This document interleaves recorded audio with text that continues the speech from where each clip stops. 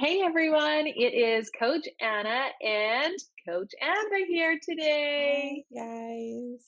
And so we are chatting today about something that is near to dear to both of our hearts, and that is supporting those around us and supporting other mamas and supporting the people we love.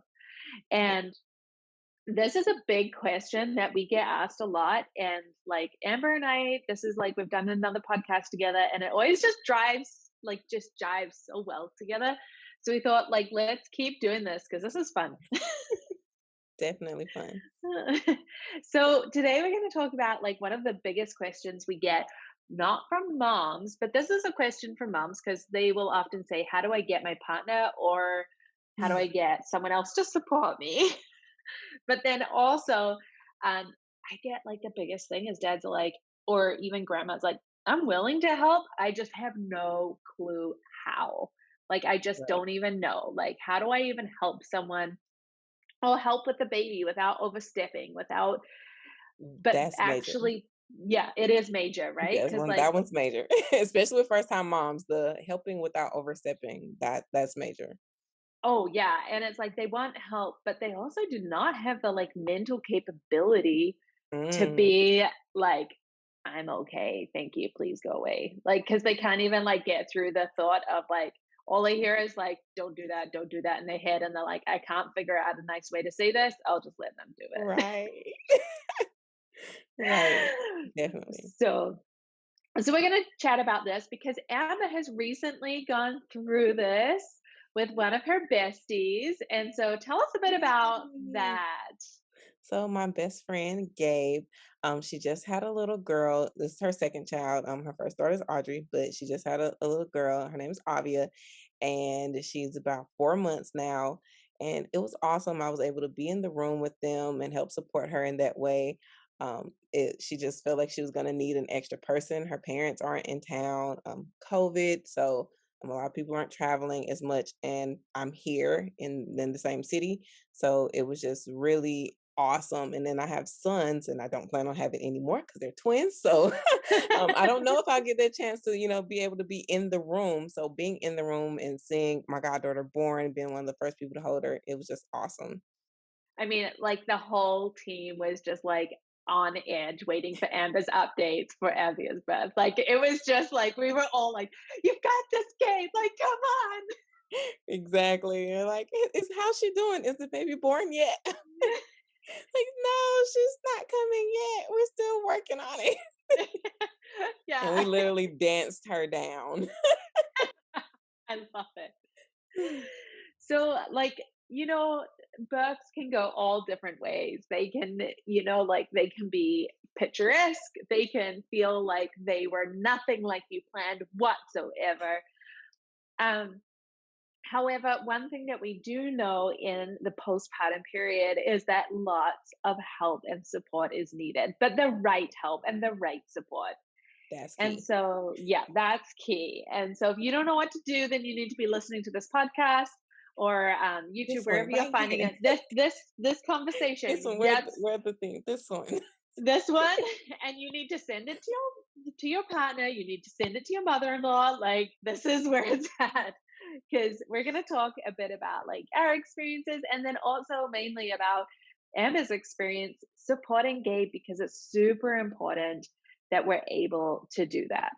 So why don't you dive in and tell us about like the first little bit and like how that went for you guys and how you were able to support her?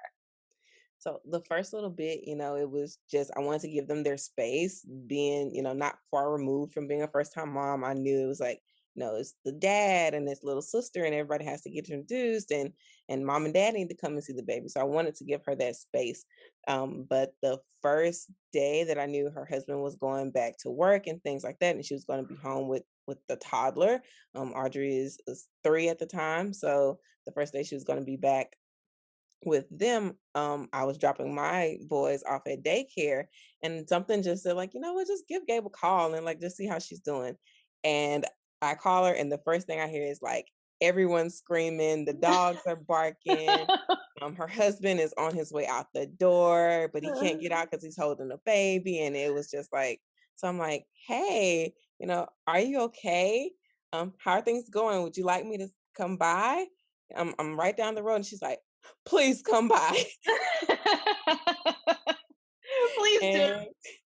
And I'm like, I get there, and then like her husband is like, "Thank God you're here." And she's like, "Yes." And I'm like, "Okay, like it's fine. It's fine. Everything's fine." I was like, "You want me to grab the baby? You want me to help Audrey? Like which one are you comfortable with, me helping with?" And she's like, "Here you go. Take your child." She always calls Audrey my child.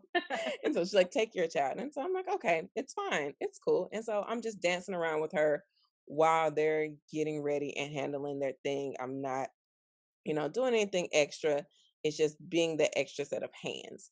And Yeah. it seemed like just being there helped them out like so much. And she also, a lot of parents with multiple children with different ages, you have to worry about daycare drop off with one, and but the other is an Ugh, that infant. was my like that was the worst part of my day with Right. my second. The worst was daycare drop off and pick up, like getting everyone out the door into the car because my Yes. husband left at 6 a.m. So it was all me. That was And that was the mhm. same thing that she was going to have to go through that day, and I was like, "So do you want me to ride with you so you don't have to get out the car?" And, now it's COVID, so you don't wanna have to get out the car with your new baby that's not even a month old, You don't want, and you're going through daycare, and she's familiar with them, and they're all like, "Oh, where's the baby?" And all these things, and she's like, "I don't wanna do that. I don't wanna take her out." I was like, "I can ride with you, it's no problem. I don't have anything to do. I'll ride with you and stay in the car with her while you take Audrey into the daycare." And, it just seemed like just that little bit was enough. And so I would suggest to anyone who's helping, help where you can, and, just call, because a lot of times it's like, don't text me, because if you text me, I'm going to either not respond in the time that I needed that help, or I'm going to tell you, I got it. You need Yeah, to hear your friend's voice and hear and sense, and really genuinely ask if they need that help, because they because probably do. I think like when you can hear someone's voice, then you know like, oh, they're just saying I'm okay because they're being strong. Exactly.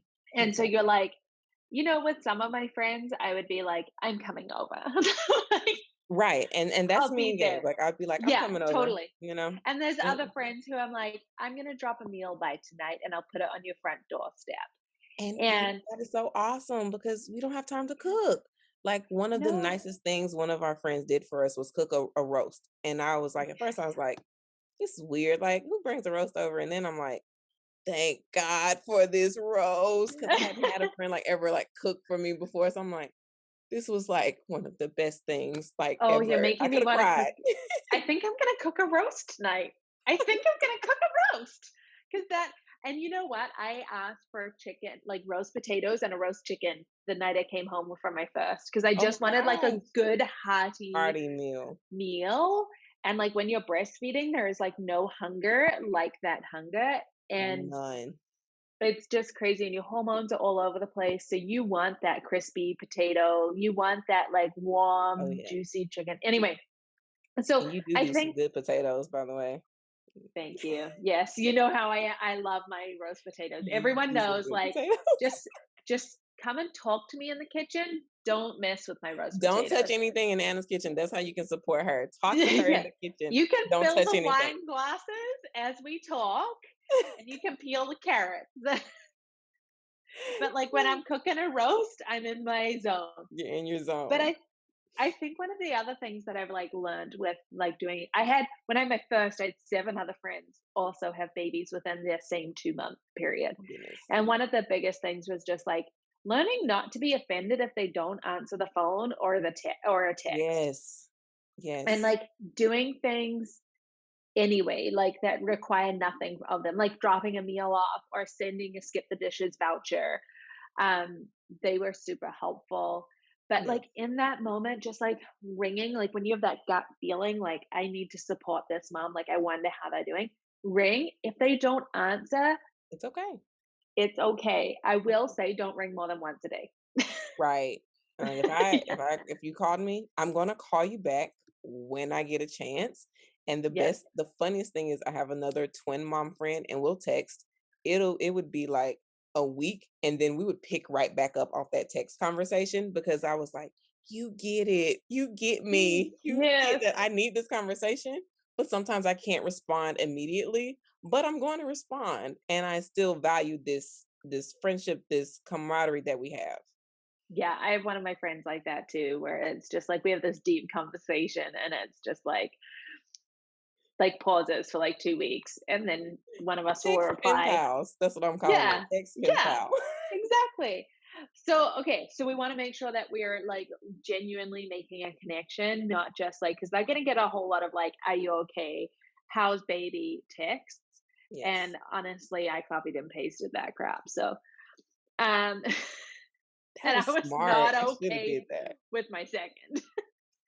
Like, so then I hear a lot from dads like I come home or partners, I come home from work and I like don't know how to help. Like I can see everything's in chaos, but it kind of puts them into a hard spot because when they arrive, like it's kind of like when you went to Gabe's house, everything seems chaotic. And so Yes. they just don't know where to start, so they freeze or go to the toilet. Um, For a long time with their phone. So I think like one of the really good strategies here is to have not just a bedtime routine, but like a 4 to 7 o'clock routine. Yes. And it's like the same things happen at approximately the same time, but always in the same order. Yes. So that like whoever the major caregivers in your life are able to just like step in. Like you knew that it was daycare drop off time. Right. You could see that the bags were packed, like the lunch was packed. You knew the next step was getting in the car, and that was the hurdle. Right. And so it's like you step in at that next point of the routine because you know the routine, because you've Right. paid attention to things leading up, right? Yes. And so I think that's the best thing is like when you have those routines in place, then like the other parent comes home and is like, oh, cool. Okay. Okay, she's cooking dinner and then the toddler's watching TV or the baby's napping. So I know that the next step is going to Right. be dinner, bath, bed. Like I can jump in at Exactly. that next step. Yes. Yes. Yeah. That is very helpful. Like that, you gotta be intuitive. You gotta pick it up. You just like you got to learn that It's hard for intuitive. them. You It's because hard for them. when you are like I don't know about you, but like when those hormones are like just like pulsing within your body, like I used to always tell my husband, I was like, it's like my veins are like pulsing with exhaustion, like ba boom, ba boom, ba boom. And I was just like, it's just like there is I don't have I no words. Like he was Right. always said to me, he's like, you can't talk when a baby cry, well, like when your baby cries, No. and I couldn't, and so he just needed to figure it out. Yes. I would say the best way to explain that is if trying to think of a song while another song is playing. It's Oh, like that's a good way to explain it. it's too much going on in my head right now for me to think of the next thing. So you gotta like be helpful by kind of paying attention and helping me out with that. And even if it's wrong, say what you want to do. Say it. Say I want to help with the tub, and then I can maybe that may be clicking my brain like, oh, it's not tub time yet, but thank you. You can start getting this and this ready. You Yes, or know, it would cue be me. more helpful.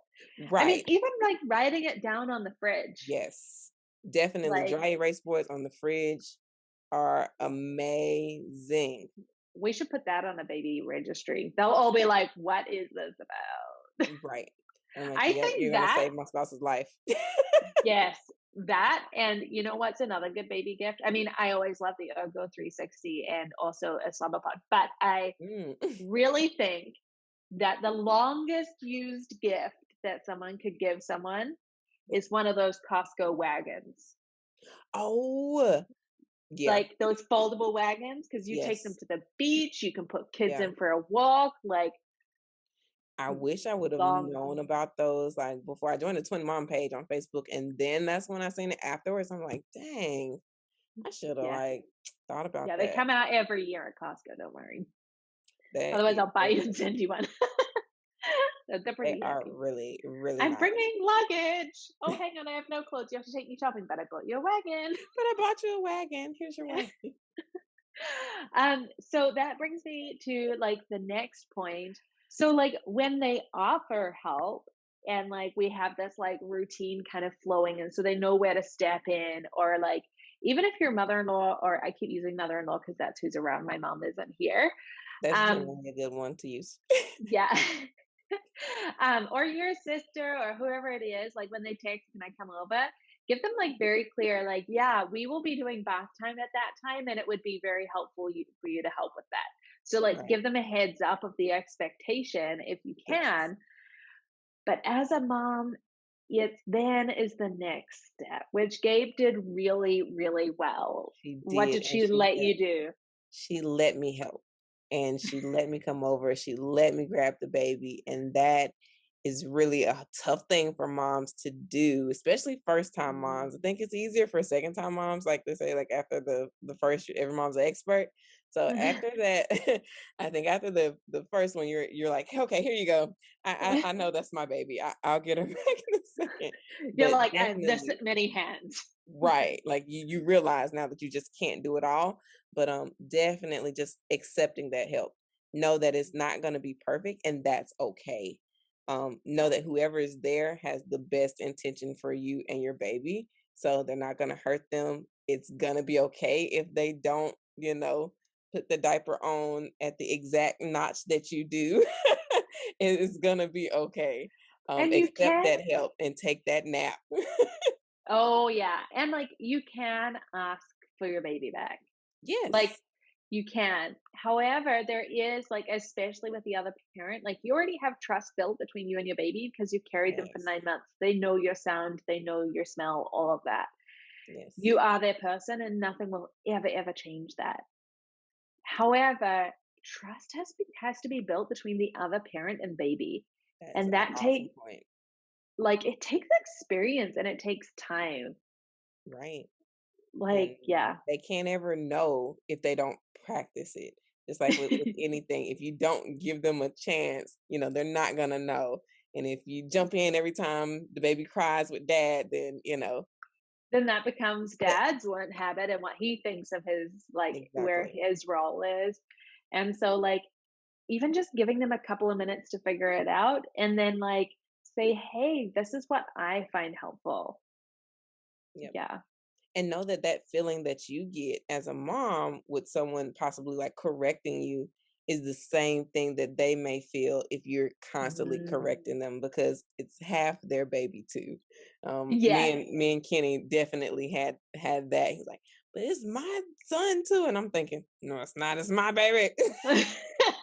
Well, like, You're mine. you know, for, like, 9 months, all of the decision-making power is pretty much in Right. mom's court, and then they come out and it's like, "Halfsies," and so it's like, it's a weird concept that it It is is. that way. It It is. should be like that from the beginning, and I think, like, like, it should be just like we're but you're physically they're in you, like, they take up all of your body. Exactly. Yeah, Exactly. I found it was, like, always a really good bonding experience when Zach would come home from work, he would take the baby, the youngest or the first baby, into the shower while I cooked dinner, Oh, and that's it was like that was their time to reconnect. Often the baby would have their last nap in the shower because we all know the last nap is the hardest, and you should just, sweet. like, Yes. hold that baby for that last nap. Right. And so it was just like that was their time of reconnecting. And because they're in like having a shower, I know like in my head, I'm like, it's okay. It's Their core okay. body temperature's dropping and it means there's gonna be better melatonin. And like then Right. I'm able to like be like, this is good for them and then this is good for me because I know I need food and I know I'm hangry if I don't eat. Yes. And I can't think if I don't eat. Cannot. Cannot be the Yes. best us if we're not good to us. Exactly. So I think like that's like where I would start in supporting that and then like having those conversations even as an extended family member is or a friend.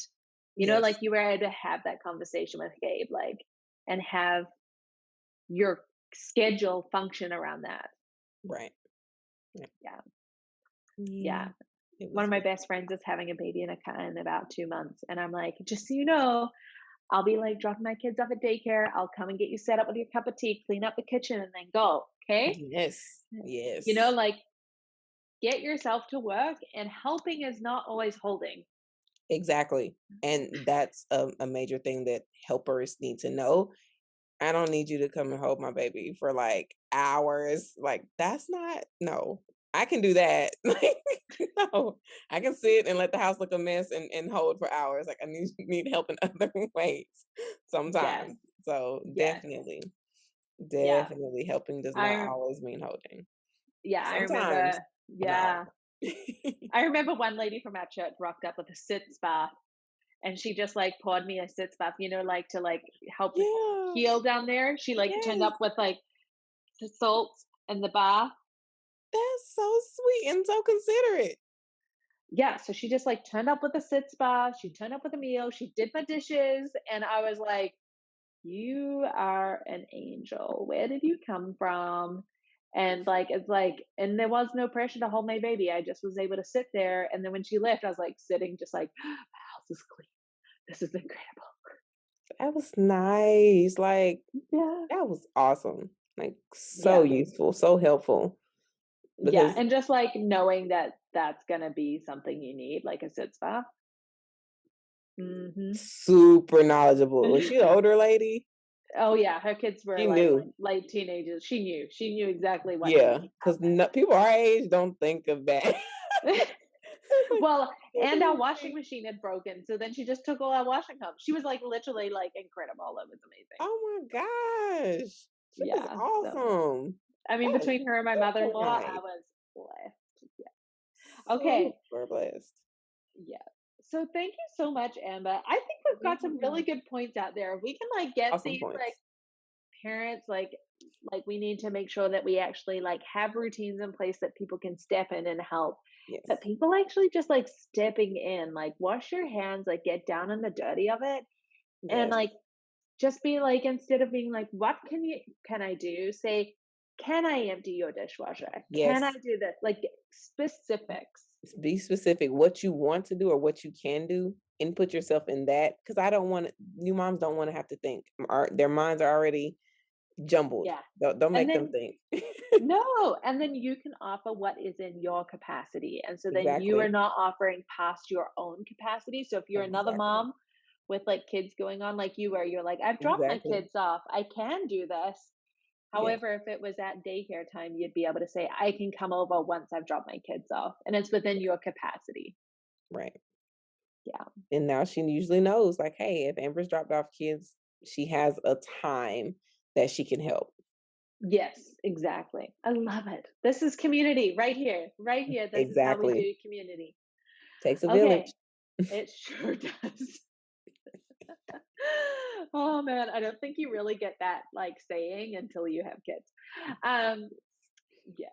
Well, thank you so much, Amber, Thank and you. guys, thank you so much for listening in on this conversation today. And remember, asking for help is not mean that you're weak or that you can't do it. It means that you're human and that it does take a village, and that's okay. So, love to all of you, and we will chat to you soon. Bye. Bye. Have people in your life been telling you, you'll never sleep again? Are you starting to stress about how life is going to change with a baby or adding an additional baby? I've been there. And mama, it's time to cheers your new best friend, Little Wink Sleep. Our Nurturing Newborns program gently and gradually lays the foundation for sleep in a way that you're able to manage and understand. We use a science based approach that fosters healthy attachment. You'll be able to let go of the stress of newborn sleep and enjoy this stage, knowing your baby is set up with the right skills. Nurturing Newborn Sleep includes all our insider coaching strategies, taking you step by step, troubleshooting along the way, as well as